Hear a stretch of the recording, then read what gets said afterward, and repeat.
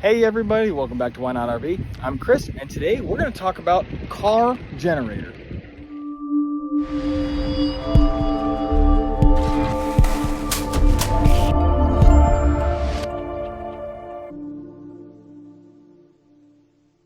Remember, if you want to learn more and make less mistakes while RVing, be sure to hit that subscribe button, drop a like and a comment down below. I appreciate it. Thanks for watching.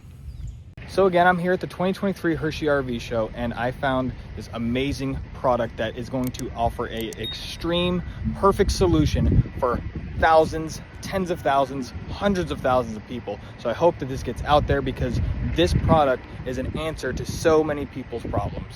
Essentially, before we get started on the product, just so you know right off the gambit what this thing is this is basically a inverter that attaches to the front of your car, and your car is running the inverter, so you can plug in your RV to this inverter and run your coach. There's multiple sizes available from 1,000 watts all the way up to 3,000 watts, and of course it's going to depend on your car and its own capabilities, but just the basic 1,000 watt model is what we're going to talk about because it's the #1 seller and it is probably the most usable thing for so many people.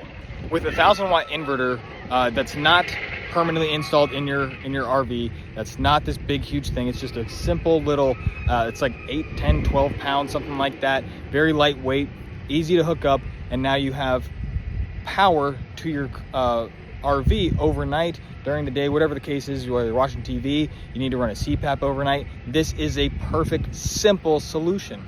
All right, so here is the creator of car generator, and this is it. I mean, how much does this thing weigh? 11 pounds. 11 pounds. I mean, it's extremely lightweight, one hand, simple thing to do. But let's go ahead and show how easy this thing is to set up. Okay, so this is car generator. Look at this, it weighs 11 pounds. Super easy, I can actually lift it with one arm with no problem. This is the easiest way to turn your car into a generator. So you can use this for both mobile RV use, you can use it for home backup, you can use it to run, this thing can run your home gas furnace or oil furnace, can run your fridge, can run your freezer, can run your sump pump when the water's starting to rise in the basement. And there's no maintenance other than the regular maintenance you do on your car. It uses about the same amount of gas as a regular portable generator, and it's really that easy. So your car is 90% of a generator already. It's got a great gas tank, a good engine that's quiet and clean and emissions managed, and a great alternator. And all you need is this, which is an inverter, pure sine wave commercial grade inverter in a weatherproof enclosure. This is weatherproof and patented because when you need power, a lot of times it's bad weather, so you need to use it in the rain or whatever. So the way that you use car generator is really easy. You basically take, this is the strap that you disconnect from here, and as you can see, the booster cables just popped right at the bottom, and on the back of it there's an adjusting strap, so you can just adjust this to the right size. Every vehicle is a little bit different. Some you want it to hang a little bit higher or lower. You basically want car generator to hang straight up and down, and then all you do is you take the booster clamp cables and attach them to the jump start points on the car. On this vehicle, the battery is actually under the passenger seat. So this is where the owner's manual says to attach the cables. It doesn't matter which order, positive or negative, because there's no power in car generator. There's no battery in it. You basically just attach it like that, and that's all you need to do.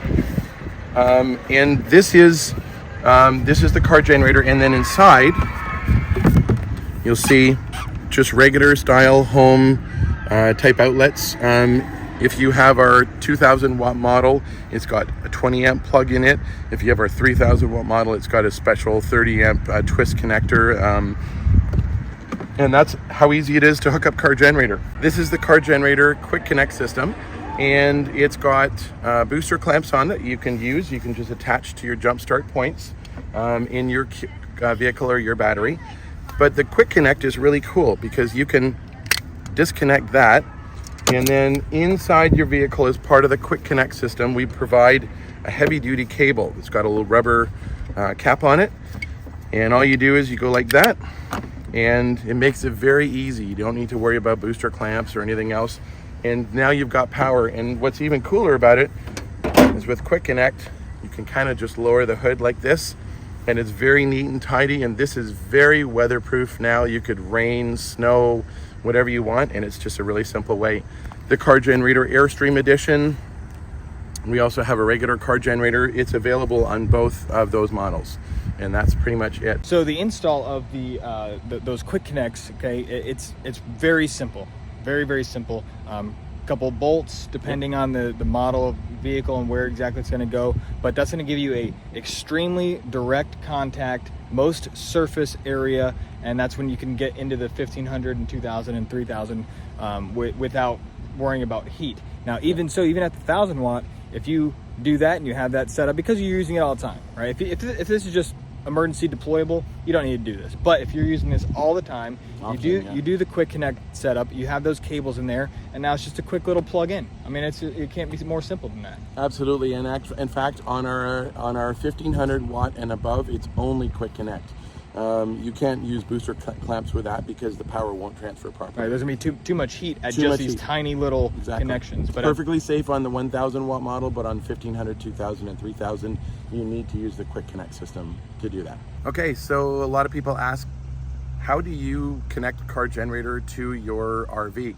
So basically, all you do is, this is your standard RV 30 amp shore power connector. If you have a 50 amp one, you can get a converter plug, and you basically just get a converter Dogbone, usually they're called, that gives you basically a household standard type of connector on the outside or at the end, and then all you do is you connect it in like that, and that's all you do.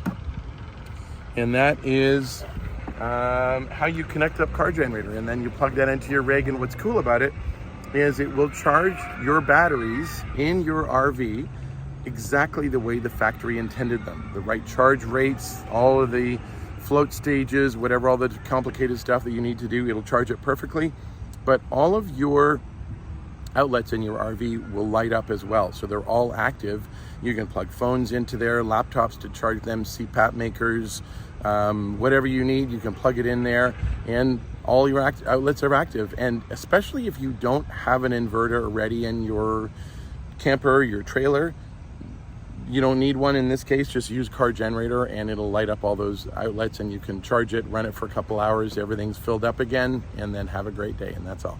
All right, so the car generator, we're inside now. Let's just talk a little bit more about it. So tell me about, like, how you came up with the idea, and then, development, where you're at now. Sure. So car generator is a really easy, simple way to get backup and mobile power from your RV, from your vehicle, basically.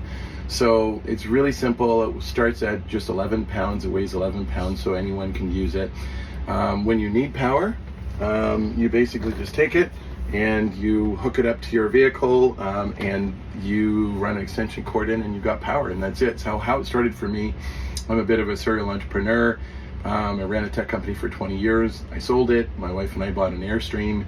Love to travel in it. I was really excited when I first got it because it has solar, and I was really thinking that's great, but we kept pressing the coffee button too often. We realized we need more power. And the other thing we found is that when we're camping, a lot of times there's rainy days and shady sites and all this kinds of stuff, and you just never can have enough power. And so then I sat there and I thought, man, I wonder if I could use my car to create this power. And so I figured out a safe way to do that, and invented car generator. And then the real pivot point was also, two pivot points, was also where we had a big ice storm and we had no power in our house for 3.5 days, and I used an early version of car generator to basically power the essentials of our house for 3.5 days. Like fridge and whatnot. Yep, we ran our gas furnace, home gas furnace, our fridge, our freezers, and it could run a sump pump and things like that. A couple of lights, internet. Even if you have to rotate it, it's a very simple concept. And the really simple, the way that car generator works is very simple. All vehicles are engineered that you can go out to your vehicle, any vehicle right now, any modern vehicle, and start it, and let it run for 10 hours or 5 hours or whatever you need, and turn on all the accessories, all the lights, the cabin fans, all the different things in it. And air conditioning on full blast, everything in there. And they've engineered, the automakers have engineered that to support the load using your car at idle. If you're stuck in a snowstorm, if you're stuck in a traffic jam, they're just engineered to do that. So our concept is really simple. You just basically shut off those things when you're not driving. Obviously, your car is parked, and we pull that power out to do a different job, and that's it. So you're never risking your battery, you're never overloading your alternator, none of those kinds of things. Now, so two immediate kind of things that I just, out of curiosity and how it came to be. So on your Airstream, when you got it, how much solar was on it from stock, just as a perspective? Yeah, that's great. So it had 320 watts. 320 watts. Yeah. Now, is that three That was panels? three panels. There was 3 panels, and then we upgraded that to be 520 watts. We added 2 more 100 amp flex panels on it.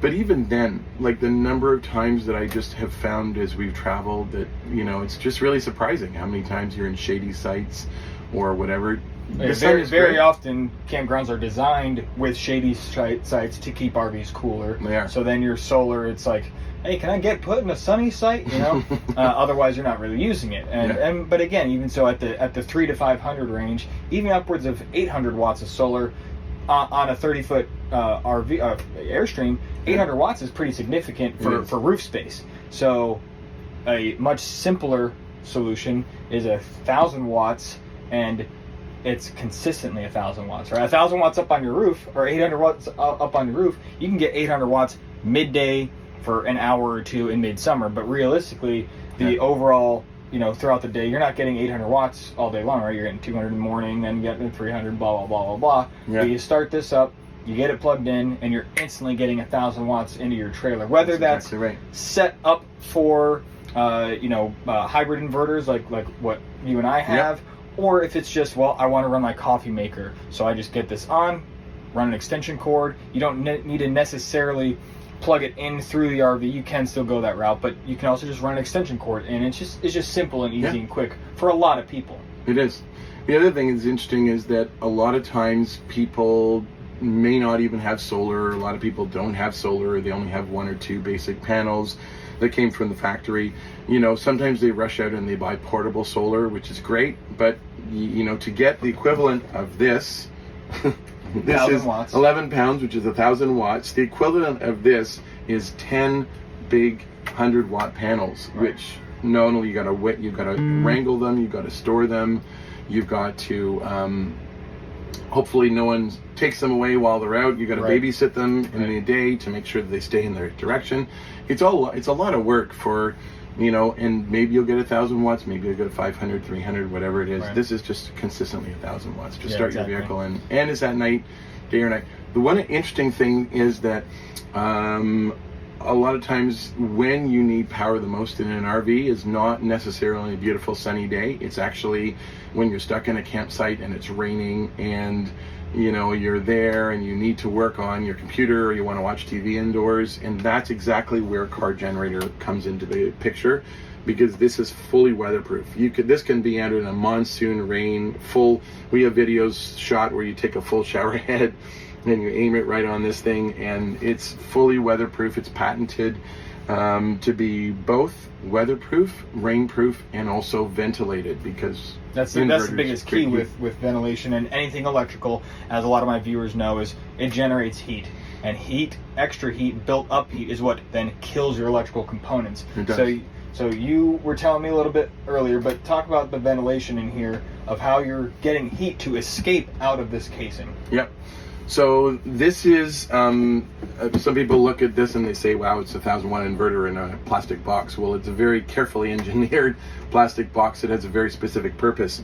So on the bottom, we'll show you later, but on the bottom there's, this is the booster cables. They're heat-proof booster cables. There's a regular outlet that you plug into. And then this is designed with the inverter inside. There's foam baffling that's inside here that's engineered. And then on the top, underneath this handle, you can both carry it with, but there's a hole underneath the handle so that the rain falls down and the hot air is actually forced out of the handle, and this is patented as well, in order to be able to do that. So you basically keep the inverter dry and cool, but it's completely usable, and you plug it on the bottom, and it's specifically engineered to do so that. Water's not going to come up and in. Any water up top is just going to go and beat off, and at the same time, heat is escaping through your handle space. Yeah, I mean, it so far to me, from what I've seen from this is a extremely well engineered, well thought out, but extremely simple solution for so many people. You know, because not everyone wants to do the crazy stuff like I have, or what other people might have with, you know, big inverters, big battery banks, all this stuff. But you know, this answers a question, it offers a solution to the question for so many people. How can I run my CPAP machine overnight? Boom. This is like the easiest, simplest way to do it. Or even if you have batteries in your RV, like you posted a video, which is really cool, where you can use your CPAP machine off your trailer batteries, but then if they're drained down in the morning, right, if you don't have a bank to support it overnight, how do you charge them back up again? And this is perfect because you don't even have to wait and pray for sun. Literally hook this up and use it. The one other thing that's really important to show is on the front of car generator, there's a voltmeter. So this here is a waterproof voltmeter that shows you the exact status of your vehicle's alternator electrical, and that's really important because when you're using car generator, the way that you know that you're not overtaxing your alternator or draining your battery, any of those kinds of things, as long as this stays above 13.5 volts, then you're golden. So 13.5 is kind of your magic number. That's the magic number. Yeah, 13.5, 13.3. You can go down a little bit if you're running a heavier load for a couple of minutes, no problem. But if it's above 13.5, that means that your alternator is producing all the power needed, and your battery is not being drained at all. If you're pulling too much of a load, then it'll drop down to 12 or something, and then you know that you're borrowing from your battery temporarily. But it's only temporarily. Exactly. So even if you have the 1500 watt version of this, and you're doing something inside that's pulling the true 1500 watts, but your alternator can only support 800 or 1000 watts, that extra bit is just coming from your car battery temporarily. Once it's done, once that heavy load is done, like a microwave, 2-3 minutes, the heavy load is done. Exactly. Now the alternator is automatically going to start recharging your battery again without ever damaging anything. Exactly, and there's a couple of examples come to mind. We had a guy that travels and wants to use his Vitamix blender, so that draws a lot of power for a short period of time. You just probably 1200 watts or so. Exactly, so you do that, or the microwave you run, you just heat up something for 5 minutes and that's it.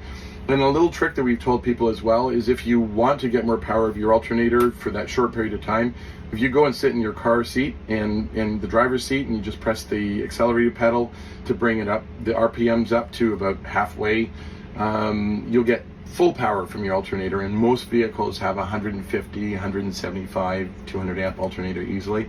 So yeah. So, you know, the car generator is not the answer for everyone, but it is an answer for a lot of people. Again, so in my case, for example, right, I just did a huge battery upgrade. I have 1200 amp hours worth of battery in my RV, but I only have 400 watts of solar, which I'm not even convinced is all working properly. As you might have seen from my other videos, nothing has been wired correctly before I got this thing. So, but either way, I got a big battery bank, and overnight I use it, I drain it. But now in the morning, if I wanted to just kick this on, have 1000 watts immediately for whatever time I want. Absolutely. You know, it's there, it's immediate, it's no hassle. But again, if you don't want to be dealing with that, and there's also the it's on your car, right? It's not like you can be running this while you're away from the campsite because it's on your car, right? It is. So it's, again, there's limitations here and there. Whereas, you know, solar's running all the time, great, wonderful, grand, but it's also not nearly as much wattage, you know, all the time, unless you're going crazy. So this is a really turnkey thing, a simple install. Like, there's not even an install. You basically just take it out of the box. It's an accessory. It's an accessory. You attach the built-in booster clamp cables and you plug it into your shore power cord, and that's it. And if you have a smart plug, we're now compatible with smart plug as well. That's another cool thing. You can use any rig that has smart plug on it as well.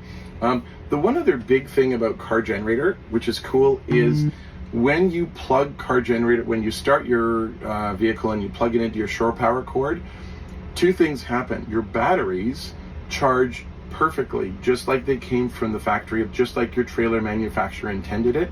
So they'll charge at the right amperage and rate and all those kinds of things without you doing anything. It'll charge exactly at the same speed as if you were plugged into grid power. If you were at a campsite and your batteries were run down, or you went on a long trip, you came home, plugged into your house, it'll charge at the same speed. The other really good bonus is that all of your outlets in your RV light up. So if you don't have an inverter already in your RV, or if you don't have anything, you could plug in other things. You could charge your laptop, charge your CPAP machines, charge your phones. Everything lights up, so you can watch TV, do other kinds of things. So it really just lights up everything in your now you can't run super heavy loads like air conditioners and things like that unless you have a larger model. But we talked about that too. If you have the smaller model, if you have 1,000 watt and you plug it in and you, your wife, whatever, accidentally overload the system. It could be a hair dryer. It could be the microwave. It could be the air conditioner. A couple things could overload 1,000 watts. Even the heat. Some people have electric water heater. Yeah. Well, sometimes that's you switch that on, watts. right? Yep. Or even people just do the countertop one. So you could easily overload the system. Yeah.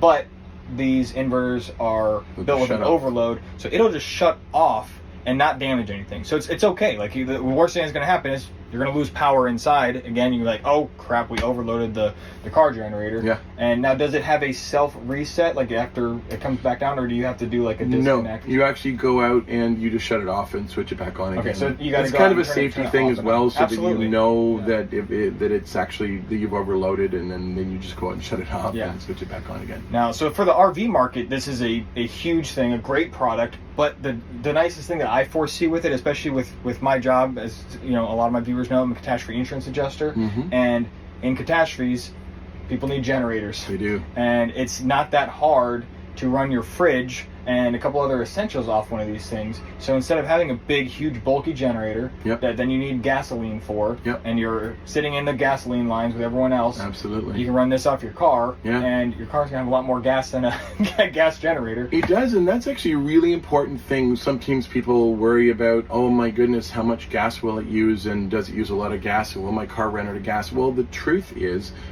every car out there can idle for 50 to 70 hours. Just go out, start your car, and it'll idle, and it can power something like this for between 50 and 70 hours. We've actually shot... So 2 or 3 days, easy. Easy. And quite honestly, a lot of our customers, they even just run it during the day when they need it, and they shut it off overnight, so then you can really extend it. But the fuel, we've actually shot videos on car generator on our website, you can see, and we've actually shot videos showing you can use an OBD scanner that you can buy from Amazon or whatever that shows you the fuel rate.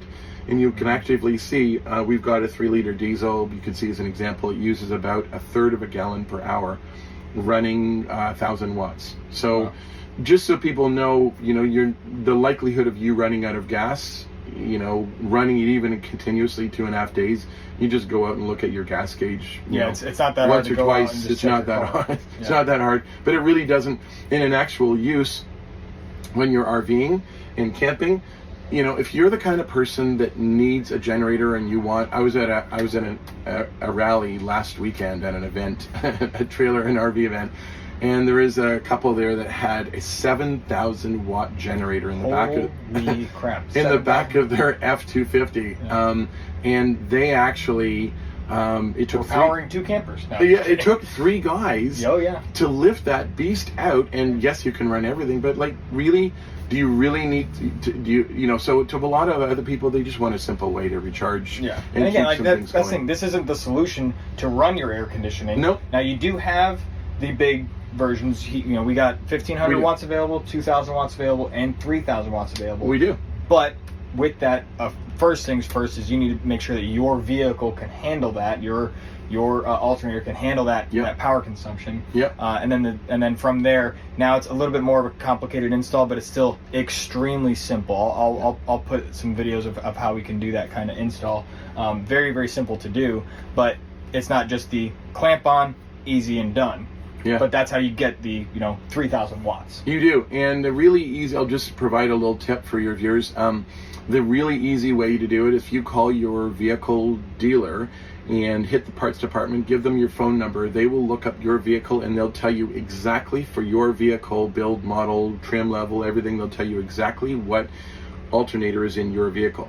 And then it's very simple. Then you can take that number, so say it's 200 amps as an example, you divide it in half, so 100 amps times 12 volts, and that'll give you the number of watts that you can expect to have. So that in theoretical alternator can run up to 1,200 watts Yep. by itself. So your 1,000 watt inverter Yep. is perfectly fine on it. But if you want to do the 1,500 watt, that's where you can still run it, but that extra 300 watts, when you're using that extra 300 watts, it's going to pull from the battery. Exactly. And now it's interesting, if you have a diesel truck, most of them can high idle. There's either a switch, like on the GMC 2500s, an example, you press the parking brake, start it, and then you press the cruise control up. If you Google for your vehicle, if it's a diesel, your vehicle in high idle, you can high idle it to a faster RPM, which is 1200. And then it outputs on the alternator that actual higher amperage. It does. It gives you more out of there. The one other thing that people sometimes ask, is it bad to idle a car? And the true fact is that all modern cars idle. When you're sitting at a stoplight, you're idling.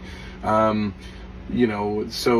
the only thing that's different is diesel vehicles. So diesel vehicles, they have something called a DPF filter, which is a particulate filter that it takes about 12 hours of idling to fill up that filter. So if you're going to be using your car generator for more than, say, 10 hours as an example, or 8 hours or whatever, just disconnect it, go take your truck for a drive, and it'll automatically run its regen that it needs to do, clear that out, and you can carry on. All right, so you can still run overnight, no issue. Yep. In the morning, you can do what you need to do, and then maybe even if you need to. A lot of people, like you'll find in RVing especially, you can just basically run it for a couple hours. It'll fill your battery bank up again. One really big pivot point for us was a couple years ago, Ford came out with Pro Power. And that's a standard F-150. There's a hybrid version, but just the standard gas version is 2,000 watts. Start your Ford F-150 and let it idle for 85 hours. 85 hours. As supported by Ford. So you can just go start your F-150, walk away and let it run as a generator for 85 hours. So this is, and more manufacturers are doing this now. GM is running it. There's a number of other ones that are also doing it too, which is cool. Toyota's got a 1,500 watt inverter built in now, and a lot more things like that too. It's pretty cool. So I got this thing hooked up to my truck right now, and we can see that my voltage is at 14.1 on the truck. The inverter is on. I got it plugged in. Let's go see if we're charging inside. Bam, I'm pulling my 850 watts. And again, I just have this current limiter currently set down to 9.3, so it won't really reach that, but it gets close. So it's pulling in that 850 watts. So now this thing is actively recharging my battery bank, and I've been boondocking here for 3 days, and the batteries are down to 74%. But now, instead of inconsistent solar, I have a consistent 800 watts just going right in off the idle of my truck. Don't need to bust out my generator, don't need to do anything else. I just have the car generator. All right, so for the 1% that stuck around to the end, I appreciate it. I know this was kind of a longer video, but I just want to get that information out there to the world so everyone can kind of see and answer a lot of questions that people might be having about this product. Make sure to hit a like, hit that subscribe button, drop a comment down below. We'll see you next time. Thanks for watching Why Not RV. Bye.